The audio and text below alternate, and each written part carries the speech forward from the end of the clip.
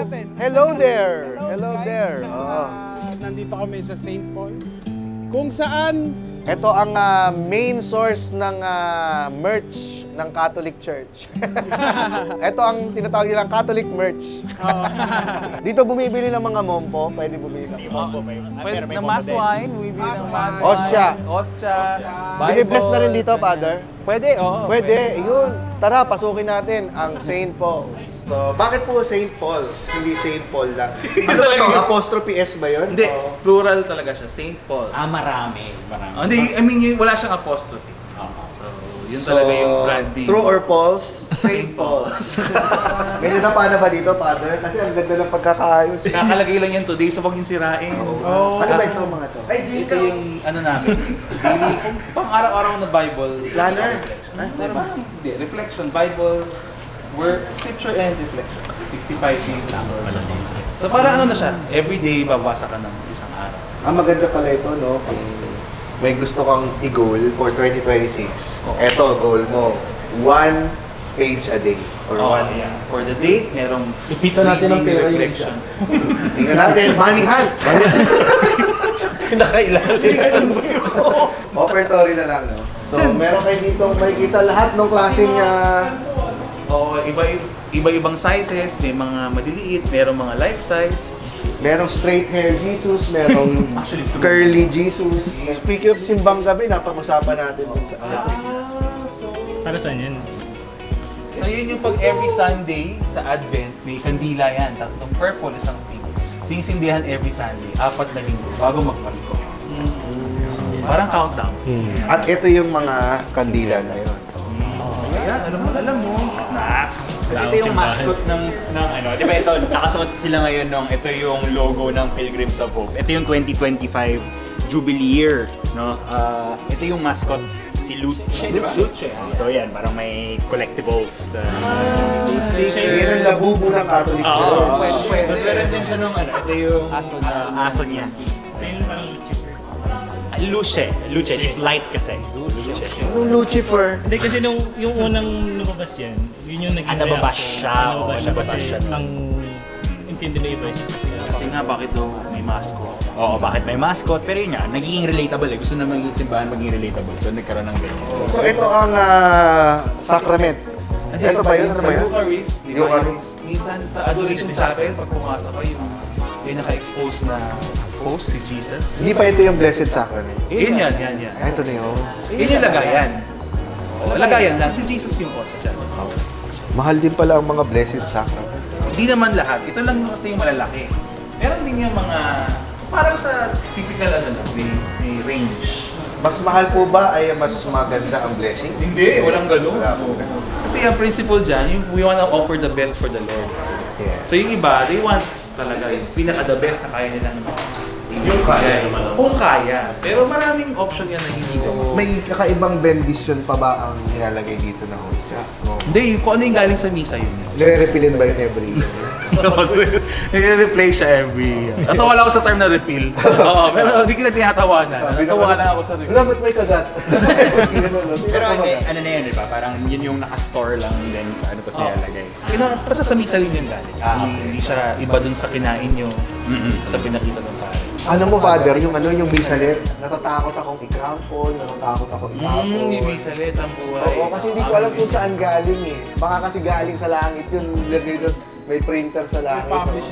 Oo, yung pala, ito pala. Dito. Yung isang buhay. Pamili niya. Pero ito, na-intriga ako rito sa Little Book of Manners. Sana bilhin to ng mga bata sa pier. Yung mga nagbubukas ng truck. Sa pera lang ba?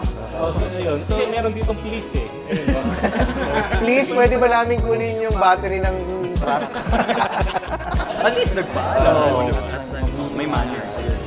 Hindi po lahat konting bata sa pier lang. Yung tema ng Jubilee Year 2025 is hope. Jubilee of Hope. Pilgrims of Kaya yung mascot dilaw. So yung mga t-shirt na binigay ko sa inyo actually, yun. Yung may Okay. may hope siya. It's about hope. Ito yung sinasabi niya, yung batang santo na very techy. Siya yung millennial. Yung millennial saint. So pag may mga problema kayo sa PC, Siya. dito kayo magdadasal. Kasi ito yung santong nagpo-Pokemon. Naglaro ng Pokemon. Pag hindi nyo makita si Snorlax. Sa Pikachu. Hindi pa rin nakita. First generation pa yun.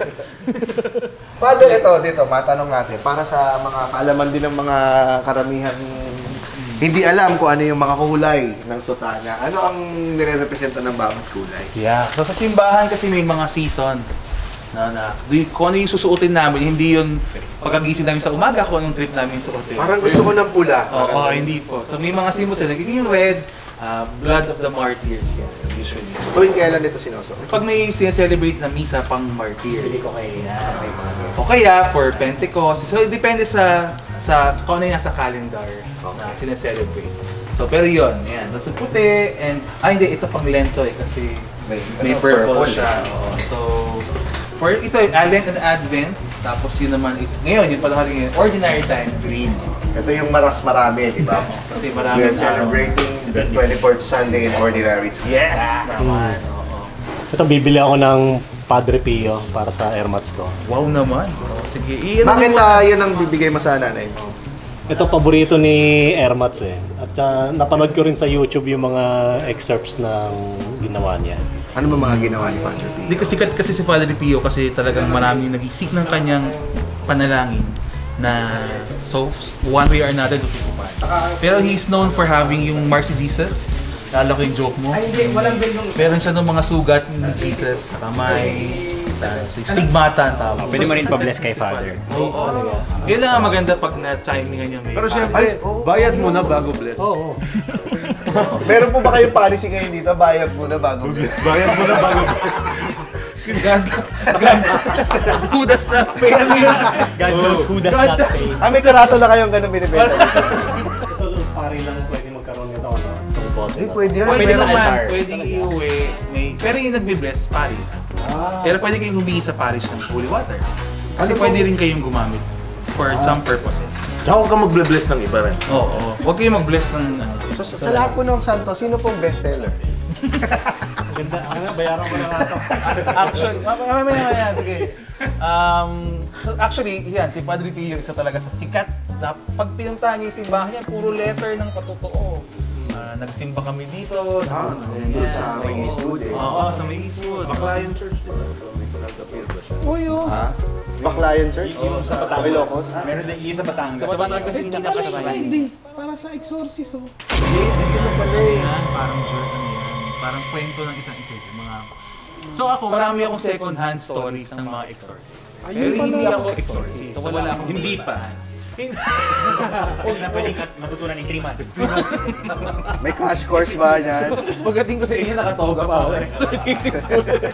Graduate lang, no? Wala pong gano'n. Ayoko pong cause ng confusion. Step 1. Pero malaking gift yan.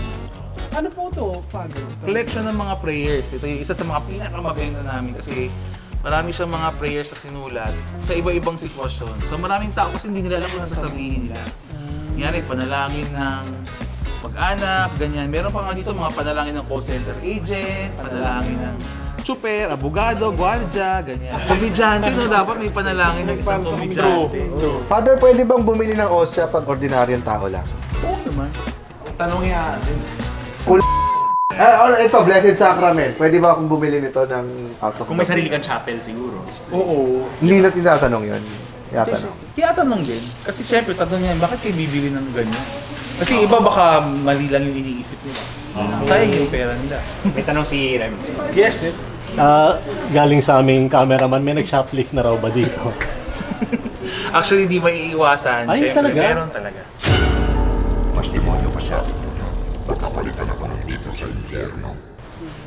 Wala nang visa binili niya. Basta ano po. Ito pong... ito na yung kompleto. Tama to. Kasi merong isa New Testament lang. New Testament. Ito yung meron ako. New Testament. Tuwa lang.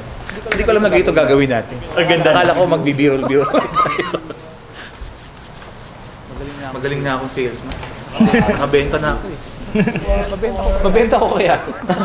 So, tingin ako ng rosary na ilalagay namin doon sa may aming tinitirhan ngayon kasi wala kaming Bible doon eh. So, importante ito sa bahay, di ba? Kahit ano ba, binibless ba, Father? Kunyari, Rubber shoes, ganun. Pwede naman, Pwede. kasi actually, basta hindi siya in itself, no, masamang Evil bagay. in itself. Dati, Pag suot mo yun, wala kang gout. alam mo kung effective yung ginawa ko. Ba't hindi nyo na lang publisan yung buong ano? Para isa ano na. Pre-blessed. Hindi naman, mahirap naman yun. Para may personal touch naman. Sige, ano tayo, blessing tayo. In the Father, Son, the Holy Spirit. Amen. May the Lord, in His kindness and mercy, cherish and reinforce with His blessing these tokens of devotion, that those who use them may walk this earth without offending you or anyone, live in the light of your grace and protection, grow in service and charity, and in the end, safely return home to heaven. All this we ask. In the Father, the Son, the Holy Spirit. Amen. Pinasa. Okay din.